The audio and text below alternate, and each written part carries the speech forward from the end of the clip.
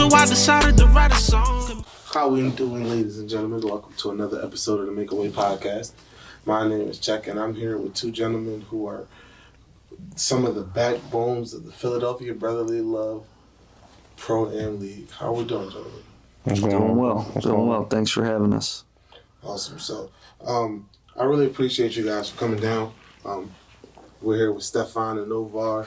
Both of these gentlemen are groundbreakers, instrumental keys in the Brotherly Love League's backbone, and really put a lot of the city's need for the development of basketball and young men and women on their shoulders, and have been putting in the hard work to try to build up their communities and educate people on basketball from when Novar started playing basketball in 10th grade to, now we got Stefan.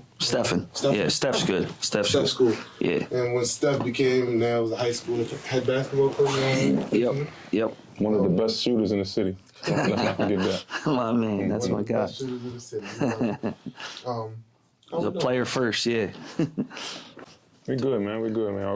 Again, like Steph said, we appreciate you having us. It's been a pleasure to just to hear your story outside of being online live, and it's a blessing. Yeah, man. Appreciate that. We're going on to year 4 overall for the Brotherly Love League, but this year's a little different. Tell me about what you guys are doing now and what the people should be able to look forward to. Okay. So this year we got the start of the youth league. It's going to be designed of 4 teams, 4 organizations that me and Steph think that helps the most communities. You got Team Hines from New Jersey. They do a lot in the New Jersey community. The Danny Rumpf Classic, obviously, they do a lot in the Philadelphia. So do us as far as the Brotherly Love. And then you got where we partner with, which is Philly Youth Basketball, ran by Kenny Holzman and those guys. So we have that development happening. We have the women's league development happening, where it's designed of former WNBA players and overseas ladies. And as we all know, women basketball is taking off like a spaceship right now. So we wanted to be a part of it, and we want to embrace the women's side of basketball. Obviously, we still got the men. Yeah, man. Women's basketball is on a trajectory that nobody could have saw coming. Mm-hmm.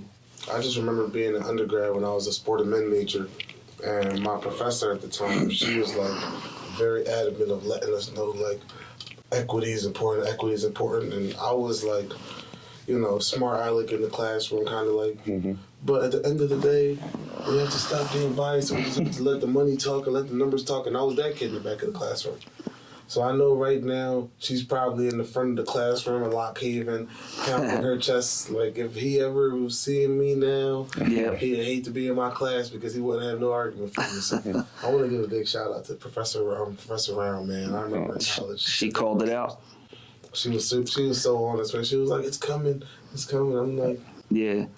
I mean, for the longest time, the league had great players, but obviously Caitlin Clark and Angel Reese and Paige, the UConn girl.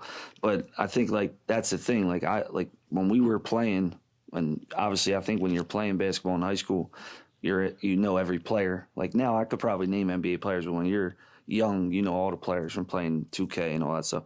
But now I can name players like I just did. And when I was younger, I feel like I really didn't know that many WNBA players, even though there were still good players then, really good players. Mm-hmm. And some of them are still playing. So it's definitely changed in that way for sure. And it's funny you brought it up. Today was Jersey Day at our camp, and I had a Caitlin Clark shirt on. Mm-hmm. And all the young boys were like, all the jerseys you have, you wore that? And I was like, representing, making a change, representing. So, but I had to represent because she's definitely changing the game. She's incredible, dude. I drove down to the University of Maryland this year, and it was just a random day. None of my homies was trying to go to a college women's basketball game. I jumped in my car, drove an hour and a half, went to University of Maryland. The line to get in, because all the seats was general admission, the line was a quarter-mile long. And this was Angel Reese was playing? No, it was Caitlin Clark versus regular University of Maryland this year. Oh, this year. Okay. Yeah. Okay. Oh my God, bro. She went to Maryland. That's why I asked. Yeah, that would have been even crazier. But it was a 30-something point triple double, casual, a casual 38 10 and 8 or something like that. Yeah. And the dude next to me can attest it. Like, if her teammates would have made half of the layups that they missed, she might have had like 16 assists. Yeah, she was dealing with that in the tournament. They were missing a lot of layups and shots and all. And it was messing up her assists, but also they lost the game too because of it. They missed a lot of shots down the end. And going down like that in the pro too. Yeah. You're missing a lot of layups. She's dealing with kind of the same thing. Yeah. I actually saw the number as of right now. The Fever this year and last year individually, they lead the league in the most missed wide open shots. That's insane, though. They lead the league for the last 2 years. Right. Not uncontested layups. That's what. Yeah. Uncontested shots. Yep. That's pretty crazy. But she's in a position where she can't win either way. Like it's like the more as they say, like more successful you get, the more hate you'll receive. But she's receiving hate, and I'm on the other side of it. I kind of feel like it's like you're trying to find things to say bad about her. I'm like, look what she's doing to the game, like, and for young girls, that are probably weren't considering playing basketball, and now that they're definitely playing, probably more than they would because of her. Mm-hmm. So it's funny you said that too, because I remember back when we was in middle school, it was this girl that went to my middle school. She was real good at ball. She ended up playing at Parkway Center City in high school. When I tell you, I remember we used to be in computer class and she used to always be watching like Kyrie. She used to always be watching men's basketball players. Now we're going to get to the point where little girls are going to be like, all right, bet I need to work on this. Let me go watch the Age Wilson real quick. And I think this will help me in my game. My coach told me to go watch a little bit more Angel Reese. My coach told me to go watch a little bit more Kalia Copper or whoever else. Yep. I feel like that's going to help the girls so much because then the stuff that they're watching, I feel like it's going to be more transferable to what they're going to be able to do. And that's the excitement for us too. Like I was excited, and VAR actually brought it up to me, and I thought it was a great idea. Like, especially if you can get the women that there's so much talent in Philly, women's basketball. If you can get them to come and join in and compete, it's going to bring a whole different aspect to our league, but also just Philadelphia basketball because. A lot of the tournaments that I've seen over the years are like one-offs, just like a one-day type thing or like a little weekend. But the fact that they have a league that they could come to, bring their families and have younger women watch them play, I'm excited for it. And I think it's like on top of the youth, I'm really looking forward to the women's games too and to see how the competition is. That's major. Tell me exactly what brought each of y'all into basketball. What made you... What opened the door that led to what we're dealing with now, what we're seeing now? Well, I met Steph when I was, 15, 16? 10th grade, I think. Grade, right We're going into 10th, I think. Yeah, 9th grade going into 10th. Yeah, it was the time where I started. That's my first AU tournament, like ever. Steph was on our team. It was a neighborhood team in Southwest called the Barch Beacon Blazers. Along with some other childhood friends. Steph has been my brother since then. We kept a close relationship. I embrace his family, embrace my family, just all love, you know what I mean? And when I built this, pro-am and this foundation, I wanted to go into it with somebody I trust. And he knows some stuff that I don't, I know some stuff that he don't. It's just like flow, you know what I mean? Yeah. Like, going off your question, I mean, you're saying how did I get into basketball? Yeah, since I was a kid, I loved basketball, but... like my dad played basketball and I didn't have no choice type of thing. I'm doing the same thing with my son, as is Novar every day. So we're enjoying that chapter of our lives. But yeah, I was I played football, I played basketball, baseball. I was an athlete, definitely. But basketball was definitely like my love. Like I played that year round. And I always say like I played football when it was football season. I played baseball when it was baseball season. But I played basketball all year, and and kind of took it more serious as I got into high school and had a good game, and that's how life works out. Like I went to Gamp High School in Philly, South Philadelphia, and I had one good game against Robeson High School, and our Coach Tahar Sutton, shout out Coach Sutton because he brought the best out of me for sure, but he brought me in to say I had a travel team and I'm going to get some guys from the city together to play on the team, and that's how I met Novar. Wow. And it kind of, we clicked right away.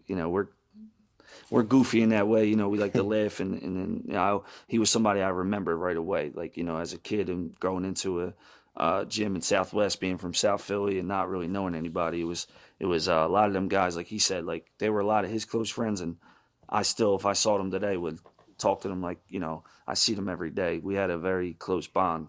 At least a good core of us on the team had a cool bond. So yeah, I had no choice how to get into basketball. I was playing from right out the womb, I guess. And it's different for me. Like he fresh out the womb, but in my case, I got arrested when I was about 14. Okay. And to avoid going back to jail, which was, you know, a youth study center, it was go to school. And that's when I met Tahar when about 15, turning 16. To this day, I'll call him or text him. And whenever we conversate, I always tell him thank you. I'll tell him, like, you saved my life. Because if I didn't meet him, I'll be either dead or in jail. You know what I mean? So I would like to say basketball saved my life. Basketball has changed my trajectory of life. It helped me grow up as a man. It's one of the biggest metaphors you can use in life. You know what I mean? So helped me become a better father. It taught me a lot. You know what I mean? And this is why, you know, one of my passions is giving back to the community with the foundation. Yeah. When I played basketball for the first time, I was just playing just to have something to do because I had 3 brothers who everything in the house was always competitive. You the youngest or? No, I'm the second oldest, middle Oh, child. okay, yeah. I'm the parent to the young boys, but still got somebody to answer to in the house. But I was like no choice. I was the bigger kid in the house growing up, so you know I was the strongest. My brothers are all like small and skinny, and they all doing push-up competitions in the crib, and I'm trying to figure out ways to get at them. You know, we had Elmo Park down in Tabati in Southwest, so that was my first time ever playing organized basketball. What park is that? So down in Penrose. Oh, 61st and Lindbergh? No, it's 77th at Elmwood. We played at Sabati Rec Center, and then Oh, that's right by Bartram, right? It's by the old Motivation building. It's right by. Yeah, It's right by where the we used to building. practice, right? Yeah. That's where we used to practice at. It was it WorldCom? No. Yeah, Right by there.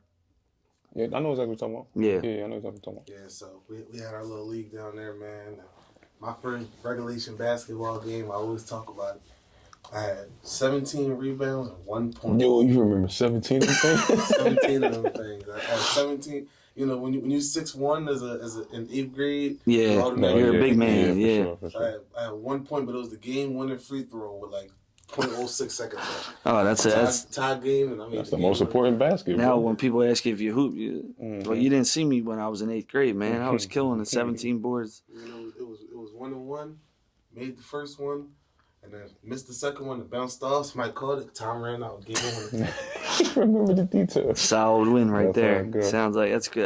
That's good memories though. That's the thing. Like basketball, in my opinion, like you can become a good player, not a great player, but a good player quick if you just have like the will to want to play. Like a lot of these kids now, they say they play basketball, but they don't really like. I have a saying. I say, I like to coach basketball players, not kids that like to play basketball.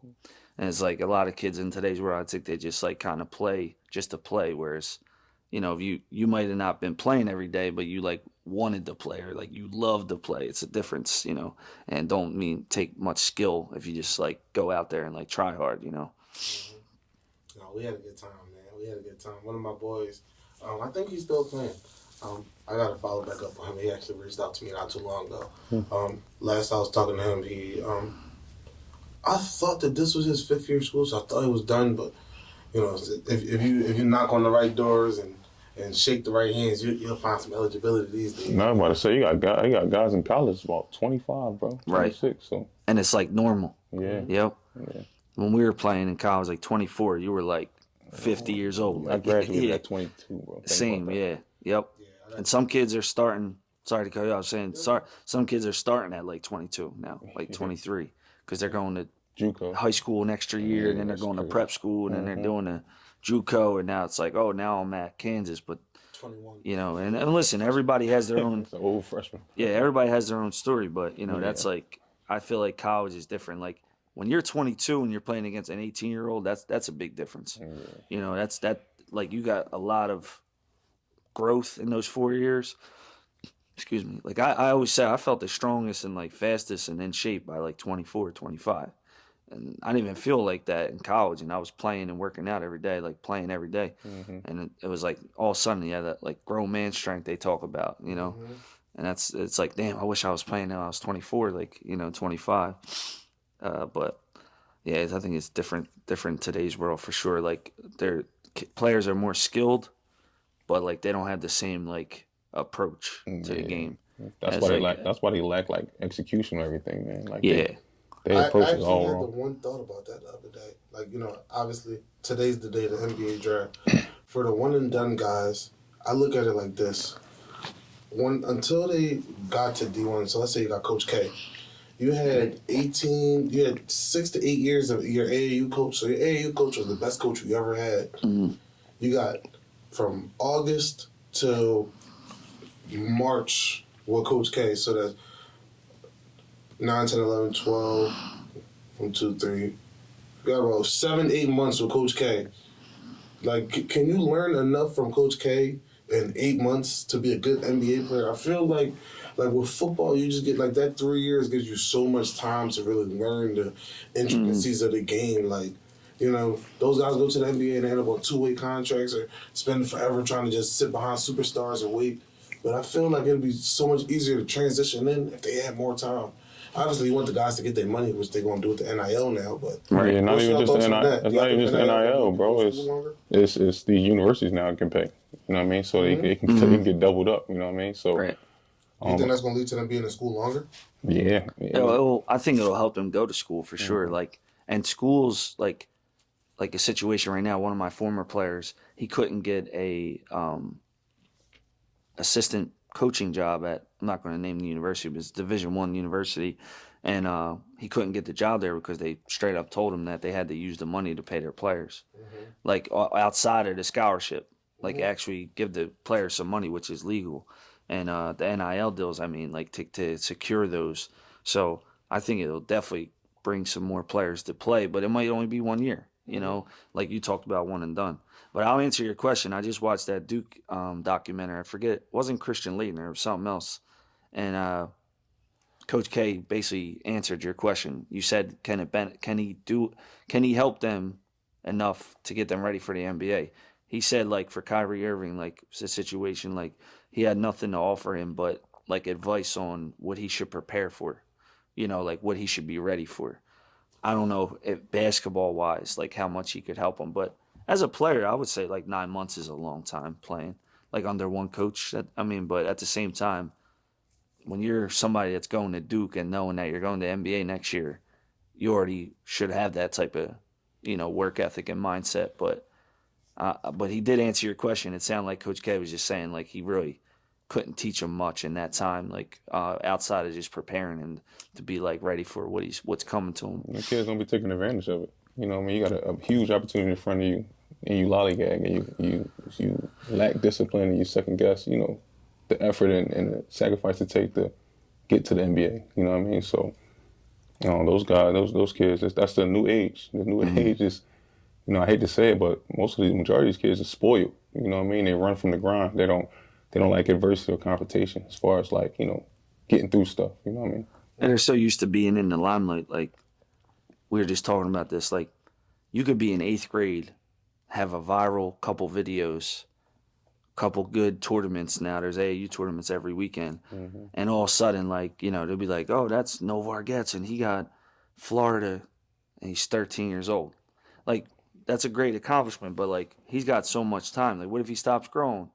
What if some, not to talk about the ifs, but it's like he already thinks he's a pro because on social media they already tell him that he's a pro, and he's only 13, 14. So I definitely agree in some way it spoils them because like you got players that they've been in the limelight their whole careers, and their career is like 1 year into college, and they've been in the limelight since like sophomore year of high school because of social media.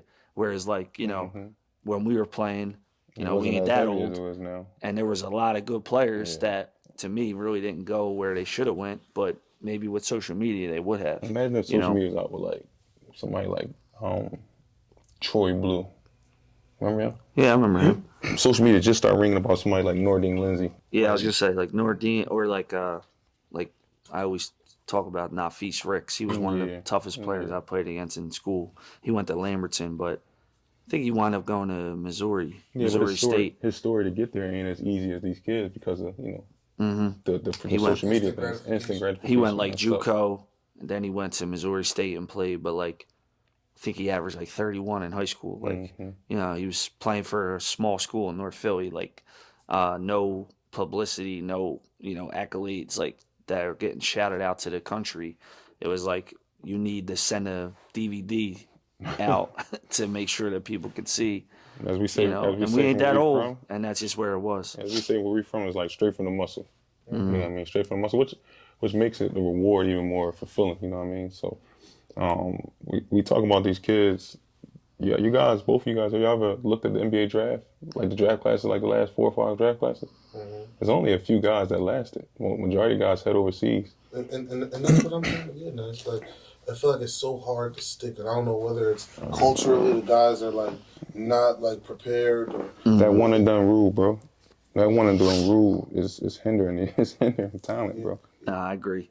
because just look at like for example, everybody the hot topic right now is the fact that the Knicks just concluded the Villanova group. All of those guys are like 3-4 year dudes in college. They won 2 national championships together. Like those guys were seasoned. They're all like Jay Wright can take over coaching that team today, and it's the same culture. They all hustle. They all play defense. They all rebound well. They all play 35 minutes plus a game. Yeah, I agree. They all play hard. Their culture, and they fit right in with a Coach Tibbs. Because they were able to walk right into a program similar to the way their program was done. It's like in football where like Shanahan drafts the Debo Samuels and the Ayuks that play the way he want to play. He go gets a CMC. Yeah, it's like you fit into the system, but 1 year is hard to know what if you're gonna be like because everybody can't be a Bron. Yeah, everybody can't be a D Rose. Everybody can't be a Steph Curry. But them dudes don't win without Daniel Boobie Gibson. Yeah, they don't win without a Joakim Noah. Yeah, you're gonna need those Derek Whites. Yeah, bro. Harkenstein. Harkenstein. But it takes a couple years to figure out if you're because everybody in college want to score 30. Yep. Like you think I got to score 20, I got to average 25 to go to the NBA. When the reality is like the NBA there's only about one Shea Gilgeous-Alexander on every team. Yeah. No, outside of that, 100%. We need a Jaren Jackson and a Rudy Gobert. The role players, I feel like, last longer than guys that are like that. Because they get in, they fit in where they're supposed to. Compared to like you just named, like guys come in there and they got these, like 2 guys that are I think from PA, but I know they played in PA. Cam Reddish and Hunter, DeAndre Hunter. Or DeAndre Hunter too. Like 2 guys that got drafted pretty high, went one and done, and I don't even know where they're at. Like I don't even hear of them that much. I know Hunter played he's still hard and he plays a lot. He plays a lot, yeah. But like you're saying, Cam Reddish, bouncing, yeah. Back and forth. I know he got injured, and he was a good player in high school, but. For a little bit. Yeah, but what I mean out of that is like I feel like the reason I brought them up is because they had high expectations. Like they were supposed to come into the NBA and be a top 10. Like you get drafted and you're DiVincenzo, you don't really got the pressure because they didn't draft you to be like a 30-point scorer, So those guys, like I said, like I feel like and then Bridges is like I was hoping the Sixers were gonna try to get him, and even though they did him dirty in the draft. But I was a little mad when I seen he got traded to the Knicks or signed to the Knicks. No, traded, right? Traded, yeah, for 5 firsts. Yeah. 5 firsts. Did you see like what they were trying to do with Durant? That was crazy. Trying to bring back the Nets, right? OG Anunoby back too. So Yeah. They just. What you say is they building the same. They culture. gave him like $40 million. They building the same culture, like the same style of players that was around them 4. It's just the same style. Definitely. Hustle. Defense, They're gonna small ball line up you to death. You know what I mean? So it's basketball. So in regards to like the difference, because you gotta go play overseas, right? No, I didn't. No Novar Day, yeah. The other gentleman played overseas. Yeah. Which y'all both went to college. I know you went to Rider, right? You went to I went to Alvernia. Alvernia. Yep.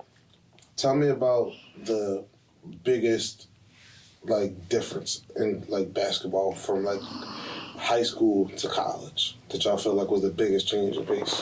When I got to college, being honest, when I got to college, I couldn't read sets. You know what I mean? I was always, coach would always say, just go get 30. Go try to get 30 every time. It took me about half of my freshman year to start really learning how to play within a system. You know what I mean? And that was a difficult adjustment to me. I was never disciplined. I was always late, always getting the team in trouble. It was a lot, man. School was a little bit tougher. You know what I mean? We had to be a little more disciplined with school, and a midterm or a test on quick. You had to go from practice to training to preparing for a test. It was a challenge, man, but it was worth it. You know what I mean? Mm-hmm. Yeah. It was a little. I went to JUCO my freshman year and went to Manor College in Jenkintown, and that was just I was there for a reason. So I was very set on what I needed. I needed to hire. I went there because of my grades. So I was trying to get more money to play, and so my first freshman year experience, it wasn't really a college experience because Manor's very small, and a lot of people are there just to get out of there because it's a 2-year JUCO turnaround school. So I had I got a really good GPA, and I was sixth man on the team, but I was a leading scorer on the team. And it was a lot of players that were coming from different schools trying to go to Manor and then go to another school after. It was kind of a stepping stone school. Mm-hmm. But when I went to Alvernia, kind of what Var said, I came from the pub playing man-to-man, not really playing no sets or Princeton offense or anything like that. And basically playing man-to-man on my team, I had to guard the best player. I would have guarded Novar and the guys we talked about in the pub. And then I went to college and I couldn't guard the flex offense. I couldn't play defense against it. And I considered myself a really good defender and on ball defender and stuff. I couldn't get over the screens, and if you know the Princeton offense, it's a lot of screens across, up, down, over. And I remember we played a school, Elizabethtown College. It's out PA, and I got cooked. I was kid scored his 1,000th point on me, hit his second 3 in the game on me, and it was his 1,000th point. They stopped the game. Knowing Steph, right? Video lives forever. Yeah. Knowing Steph, he probably won't talk to you for 2 days. That's how competitive he is. He won't talk to you, get real quiet, kind of like me. Yeah, and I was mad, man. I was just because I in my mind I was good. I was a good defender, and I was it was a wake up call because it was D3 is different. I always say D3 is skill. A lot of players are very skilled. They're just small.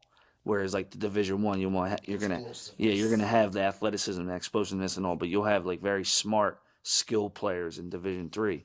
And for me, I was more just play, just score and play, and so it was a wake up call for me when I got to college for sure. I couldn't figure it out, but I did figure it out, and it took me 5 or 6 games, but after a while, I got used to going over screens and fighting over the up screens and down screens and all. So that's the IQ. It ain't all about physical. It's your basketball IQ because you can try to chase that shit over the screen if you want to. Yeah, you get hit every time. Yeah, it's a talk. That's the thing. It's all communication. Yeah, it's all talking to your teammates and stuff. And see, as somebody who my brain is football wired, so when I'm watching LeBron and JJ's podcast, I'll tell you I'm a kid in the candy store that's so happy to learn this stuff because it's right. You never when you don't actually play basketball at a high level, you don't really get those type of dialogues. Mm-hmm. So I follow all the little football chalk talk pages and all of that stuff. When I'm seeing this podcast and they're really getting into types of screens and how to go around and actually watching somebody on a chalkboard for the first time in basketball, I felt like a kindergartner learning the alphabet. Yeah, it's cool what they're doing. It's so cool to watch. Yeah. Man. Too high. And IQ they're very smart. Very smart. Everybody says LeBron's the smartest guy that ever been around in basketball. Mm-hmm. And it's so interesting too because I feel when now the guys that were such high level players in this generation of basketball, they actually played this generation out, the coaches that have just coached it and coached through the years, I feel like this next generation of offenses and stuff that's going to come is going to be so hard to stop. Like, I'm very interested to see what JJ does as a coach. Yeah. He got a game like him being a player. I think he know a lot of guys. But it's tough, man. Like as a coach from a player, you got to gain respect. You got to gain respect to you guys, man. Or they're not going to listen, and they're all set what you're trying to install into offenses and stuff like that. You're going to have to trust guys too. You know what I mean? So he got a big adjustment. So you see, he's facing scrutiny already. He didn't even step on the sideline as a Lakers coach. Yeah, that's the struggle. Who do you guys think, if you could talk about, obviously, with the Brotherly Love League, if you could probably put together a lineup of like the best players that ever came through there so far? Me? I like Brandon Austin. Okay. Montrezl Harrell. Okay. Paul Reed. Najee Marshall. Not Paul Reed. Najee Marshall. I love Paul Reed, but my best fight would be Najee Marshall and then Bones Highland. Bones Highland, sorry. Yeah. I'm a big fan of Bones. He's a summer dude, man. Talented, real talented. When you get into that summer setting, it's like Jamal Crawford. He just let loose. What do you think was one of the most like memorable moments at the Brotherly Love League? I'll take this because I'm gonna. He's in the story, so.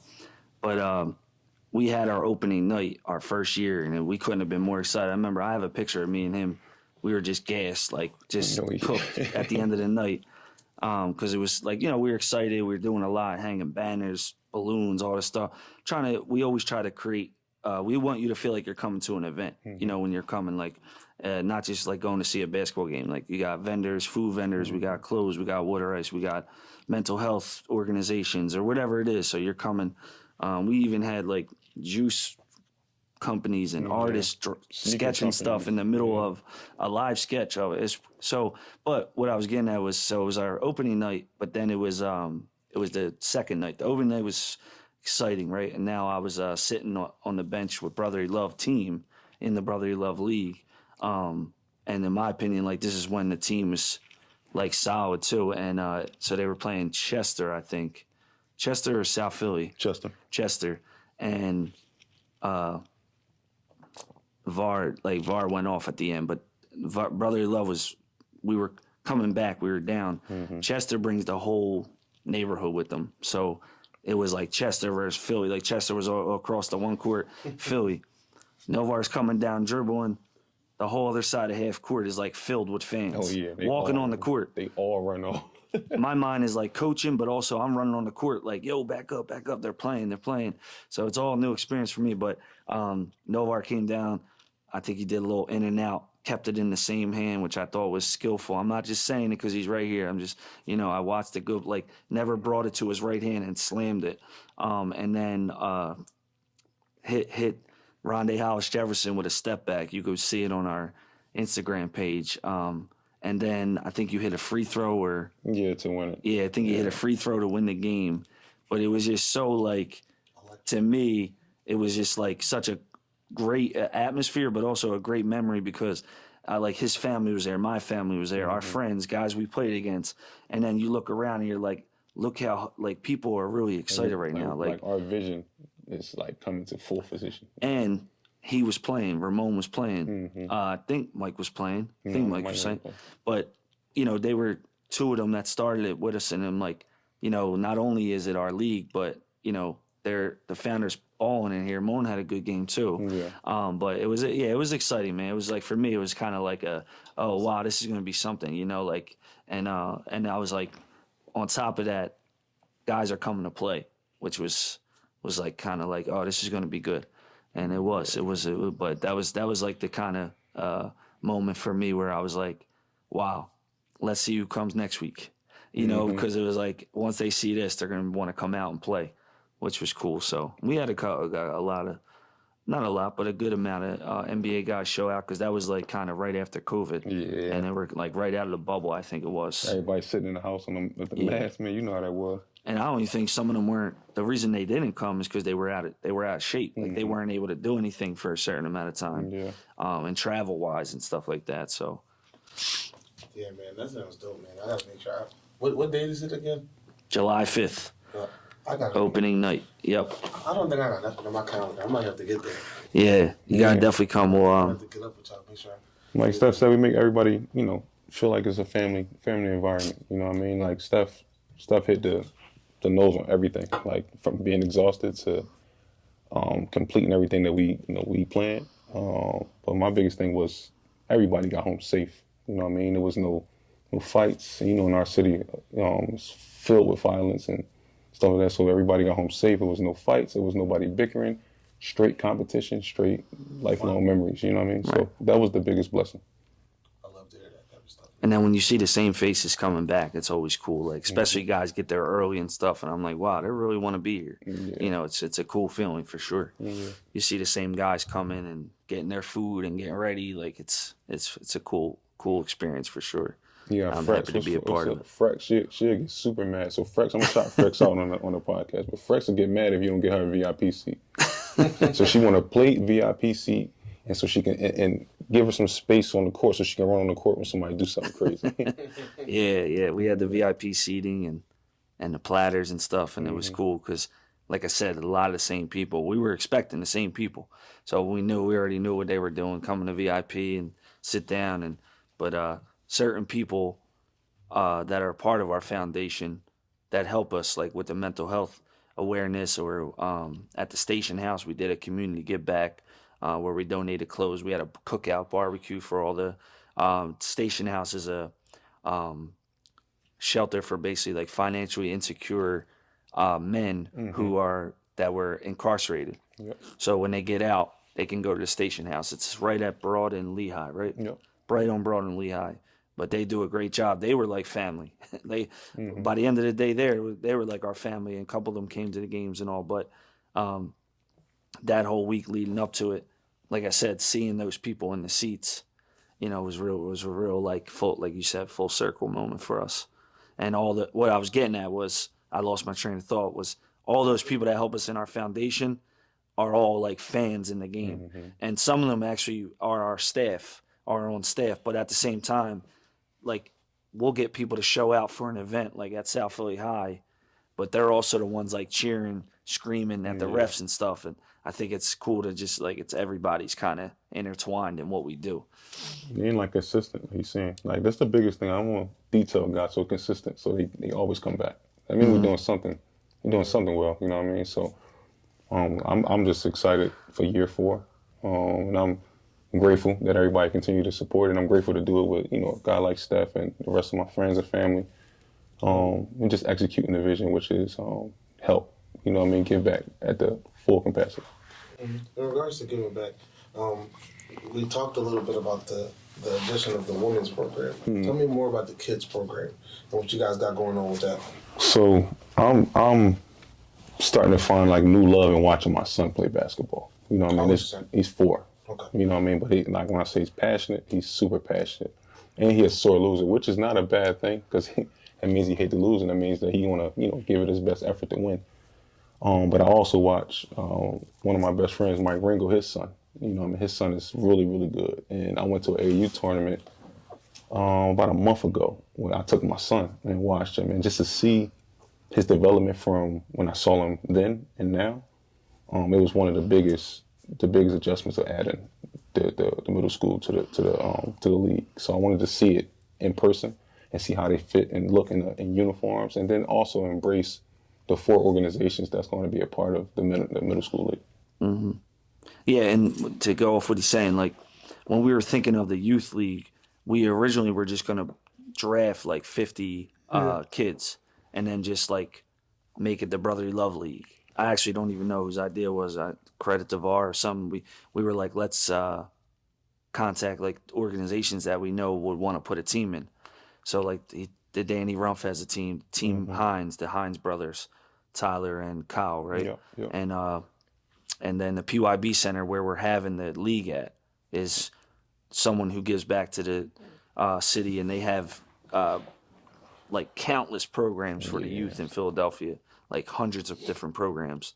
I'm talking like from like science to sports, like, and everything in between, fitness, all that. So they're a part of the league as well. and then Brotherly Love has a team. So we have 4 teams, and our goal really is to like create ambition and like inspire the kids that might come watch their friends play in the youth, and the yeah, exactly. And then, hopefully stay and watch the women's and stay and watch the men's, and continue to like work on their game. See someone like Novar and understand what the approach is and how to approach the game as a pro, and see all the other guys. And I think it's going to be something that, we always say, like, see where we're at 10 years from now, like where it's going to be at. Think about where it could be at like 10 years from now. Who knows who's playing? Like some kids that were in our youth league are now playing in the pro-am.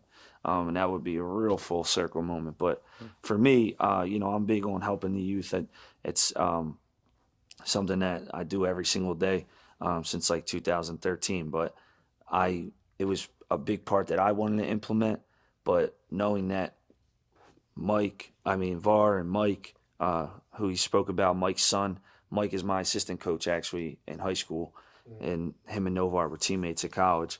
And I'm looking forward to like see his son play, and a couple of younger guys that like I've known, and they're going to play in this league, and it's going to be on the main court, and I think all that's exciting too. And it's one of those situations. I hope you do come, and I hope people show out, because I don't think people understand like the excitement and the product, because they don't it's something that you can't.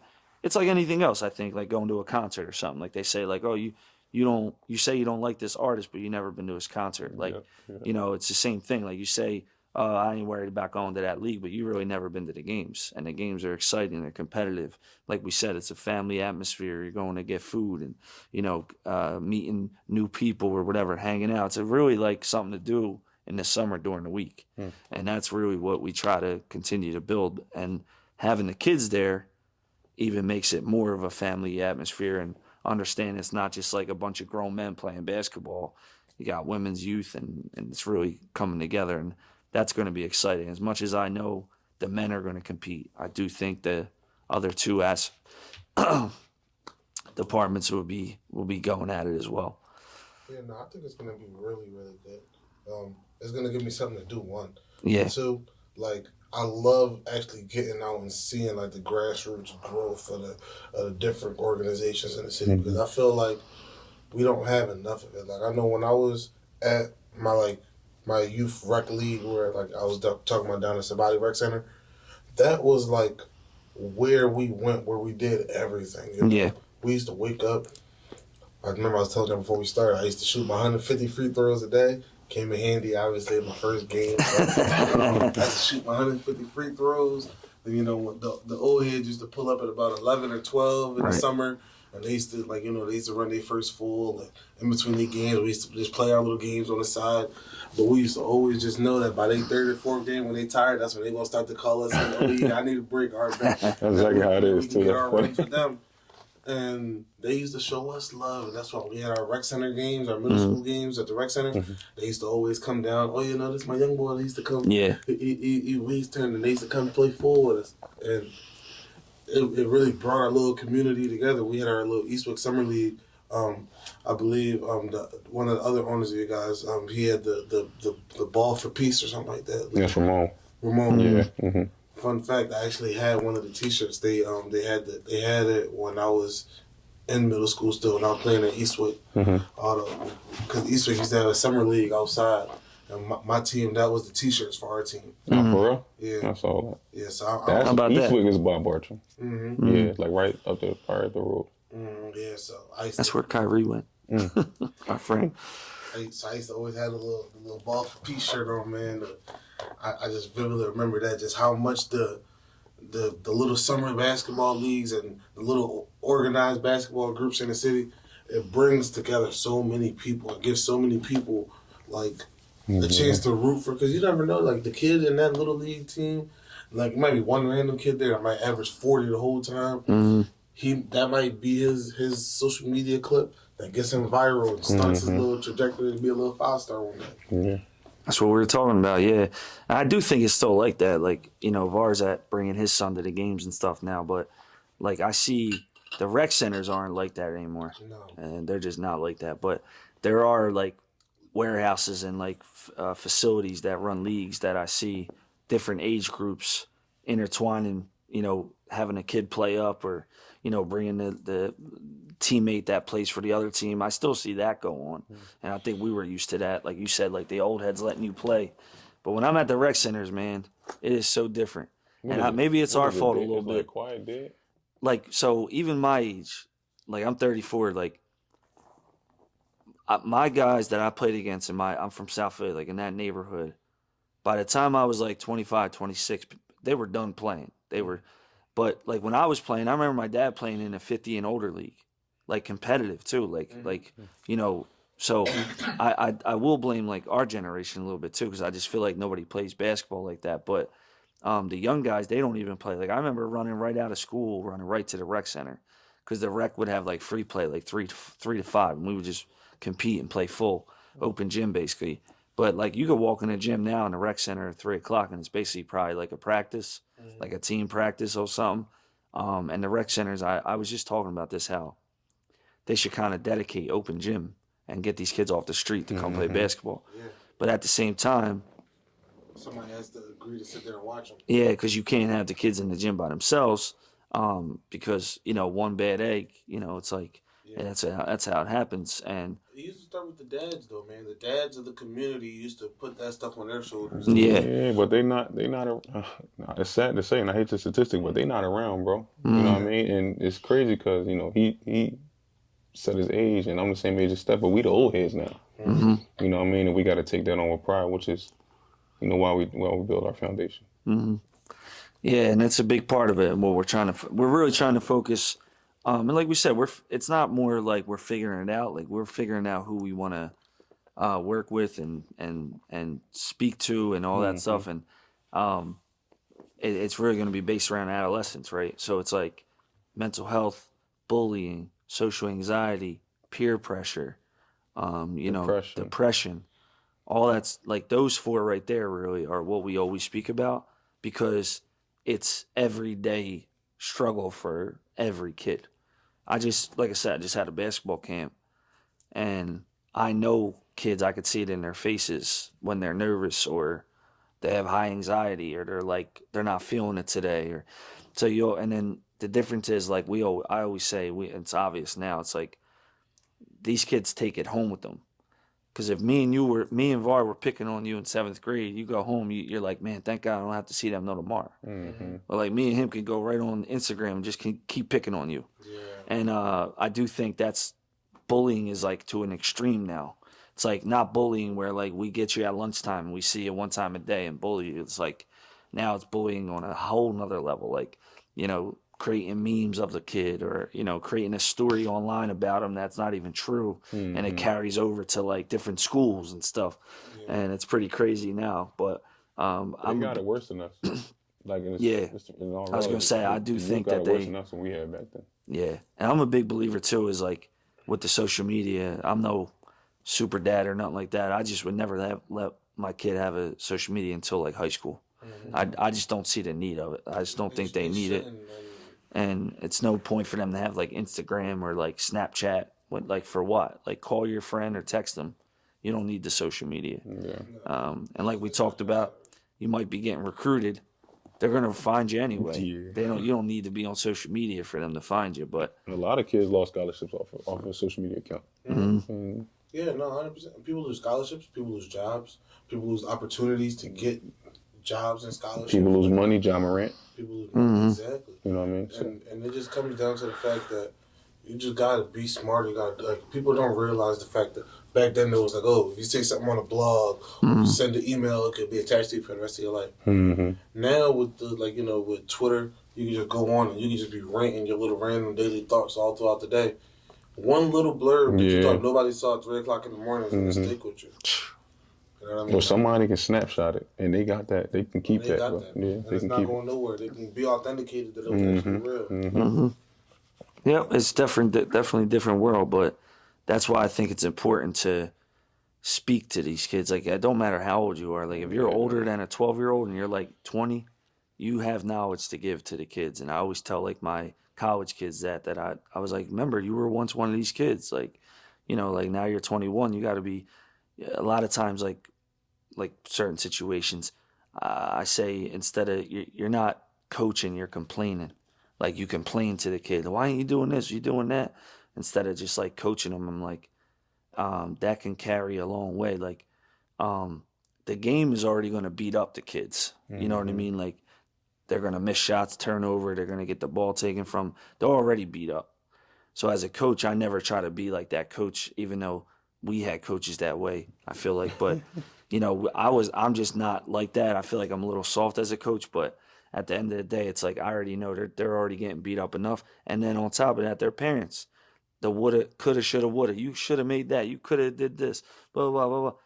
Well, mom, dad, my coach just said that to me. My teammate said it to me, and I knew it anyway. So you're telling me something that like I've been hearing for the last 3 hours, and I think it's a big part, like the parents, with the youth, and hearing it from different guys that played is going to be helpful every day. So we're going to continue to try to push that on narrative, especially for young men, obviously, because we can relate to that. But both boys and girls.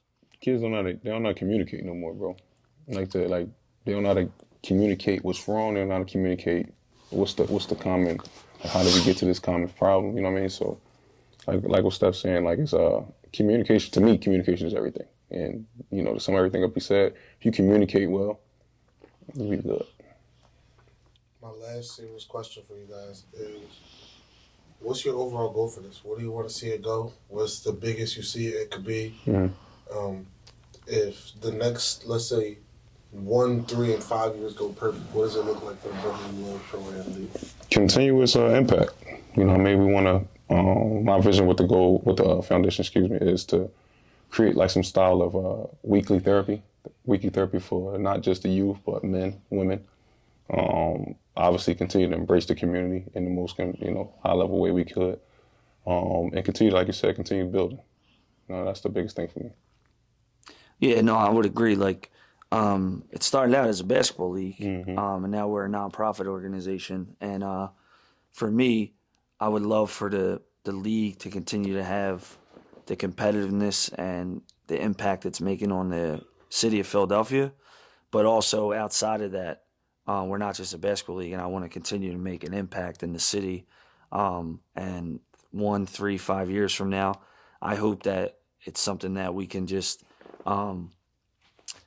constantly be working on and be worrying about. Like we built something that like you're busy now, and it's not a problem. It's a good problem. Like I hope to continue to stay busy, and it keeps us busy. And we're looking to create partnerships with some to partner with our league, but also our foundation, and we're looking to bring in some sponsors and stuff. So there's always going to be opportunity to work, and for me, I love working. So I want to have this continue to add value in my life too.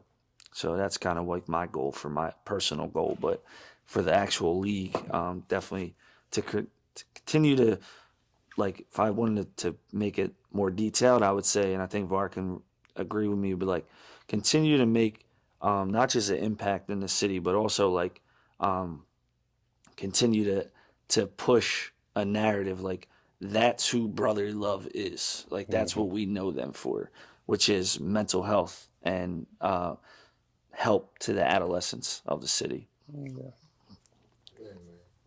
We're going to leave you guys off with that, man. I really appreciate you gentlemen coming on here today. Appreciate you, bro. Definitely. A lot of really good game, and I'm very, very excited for the Brotherly Love League that is going to be kicking off this summer, next week. Well, by the time you guys see this, it's going to be in a few days. Let me see, in the city of Philadelphia, is there a public address? Is there an address for it ready to go already? Yeah. So July 5th, the opening is 5 o'clock. It's at 4250 Wissahickon, which is the new 6-man Allen Hordowitz Center, Philly Youth Basketball. And it's our grand opening night. Where I'll let VAR take the rest because we do have a lot of details involved into that night that he put a lot of work into. Yeah, so we got a game truck for the youth. That's part of youth engagement. We got 76er mascot coming out there. The drill team is coming out. The dance team, is coming out. We also got a youth dance team in Dover, Delaware, that's coming out to support and, just to put them on display. Obviously, we talked about the youth games and the women games, and we got food trucks, we got music, so it's going to be fun. A few like clothing vendors, man, so I feel like it's small businesses in the city. It's going to be super fun. So we just encourage everybody to come out Friday, like Steph said, Friday, July 5th. We appreciate everybody that support our foundation. This is going to be something that we continue for years to come. And again, we appreciate everybody. Yeah, no, I'm happy to be here. Thank you for having us. And I'm happy to be able to talk about the league, but not only the league, our organization as a whole. And that's really our goal, to continue to help the city of Philadelphia and hopefully not have to go look for those people, and those people can find themselves at our game, and we can continue to build relationships that way and create a family like we are. I think what makes your guys' business, what makes your guys' project flourish is just the bond and relationship that you guys have. From sitting here today, I could just tell how close you guys are and how hard you guys are willing to work for each other, because you know how much this means to each other. And with that, I just see like it's going to go as far as you guys want it to go. It also goes with like guys. I mean, we can use basketball as an example. We just talk about star players and role guys. You know what I mean? I'm away majority of the year playing international basketball. You got Steph, Ramon, Mike is here doing the groundwork for the foundation. You know what I mean? So what they be saying, you can't win with it unless the team wins. You know what I mean? So we all play like an equal role into this foundation, which comes to one common goal, which is serve the Philadelphia community. You know what I mean? So again, we're grateful for doing that. Yeah, definitely. It's something that we have so many people that help us, like the staff, and that it's not something that is done. And I see your quote up there, and I kept thinking about it because it's a great quote. It says, "Independent doesn't mean alone." And I think like a lot of small businesses and nonprofit organizations and all, some learn the hard way and some understand it right away. That it does take like a village, to be successful.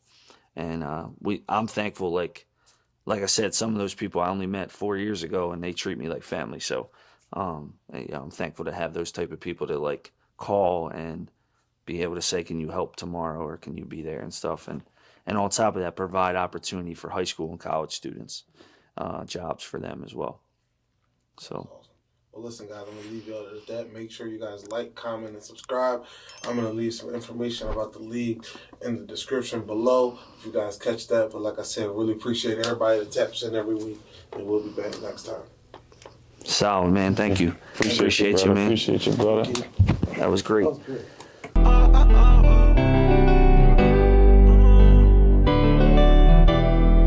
I couldn't tell you in person, so I decided to write a song.